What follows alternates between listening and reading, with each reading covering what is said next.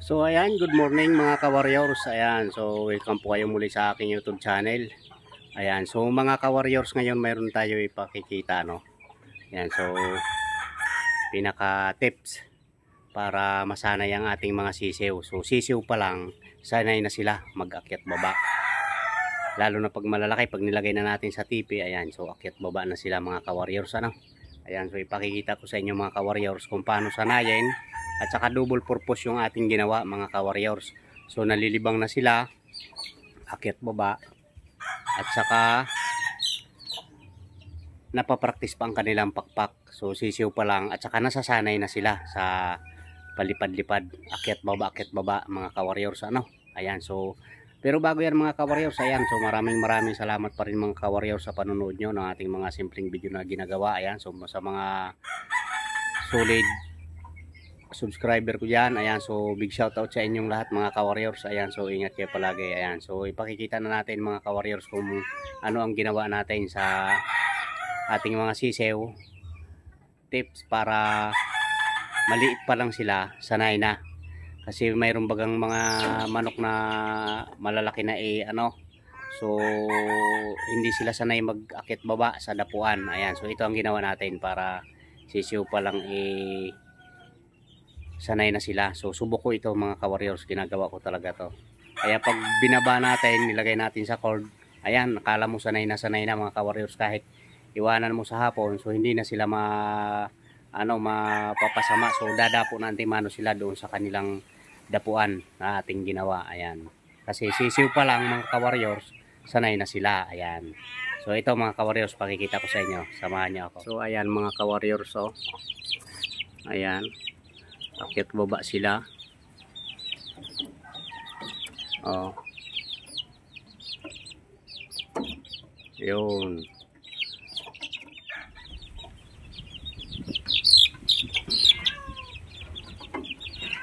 Yan, so masasanay sila dyan mga ka-warriors. Ang pakpak nila, tuhod, ayan, so lalakas.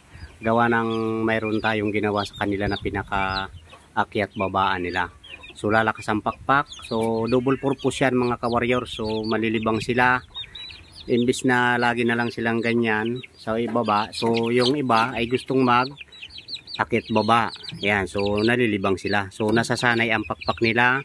Sisiw pa lang, so malakas ang resistensya nila mga ka-warriors. So ganun din dito sa kabila mga ka-warriors. Ito.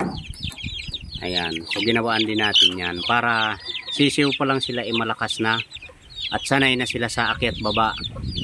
Halimbawa, ilagay natin pag malalaki na sila, mga stag na, ilalagay na natin sila doon sa pinaka-cord nila sa tipi. Ayan, so sanay na sila, hindi na bago sa kanila yan mga ka-warriors. Kasi sisiw pa lang, mayroon na tayong ginawa sa kanila na akyatan baba.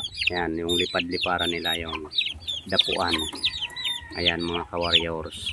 O ayan, yan mga ka-warriors. Saka yung ating kulungan medyo napakaganda, gawa ng ng kuwan, naiinitan. Ayan, nasisinaga ng araw mga ka-warriors. So nakakapagpainit sila dyan. Ayan, so bagong dating itong kulungan natin. So binigay sa atin ni paring Pangs. So kanina lang, so big shout out sa kanya. Ayan mga ka-warriors. Ayan, so salamat sa pagbigyan mo ng kulungan paring Pangs. Dagdagan yung ating kulungan. Ayan, so ganyan ang ginagawa nila dyan mga ka-warriors, akyat baba. Okay. Ayan, so nalilibang sila. Minsan dyan sila natutulog sa itaas. Ayan, palit-palit sila dyan. So masasanay ang pakpak nila. Ayan, hindi sila maiwasan nila mga ka-warriors yung yung pagdating ng malalaki na sila, nadi-disable. Ayan, so nadi-disable, mayroong kabig, mayroong piki, ayan, sakang. Ayan, so naiwasan yan mga ka-warriors, gawa ng ang pakpak at saka mga paan nila ay nasasanay na. Ayan, so napapractice na kaagad, mga sisiw pa lang sila. Ayan, Okay. Ayan. So, masasanay din yan mga ka-warriors. Ito medyo maliliit-liit pa kaysa dito sa mga puti. Kaya yung mga puti, oh, medyo sanay na sila. Ayan, oh, may nakadapo. Ayun. Oh.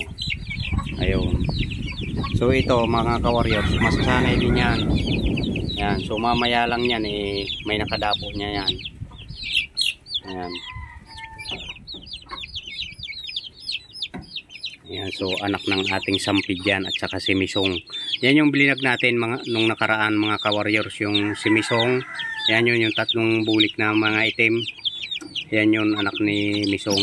Yung kuan, tawag nito, yung kaber. Ayan. So bali, ayan sila mga ka-warriors. So, ayun o, dalawa na yung nakadapo mga ka-warriors. Ayun, nakatakas yung isa, tuwan-tuwa. Ayun o. Ayun mga ka-warriors. So, okay.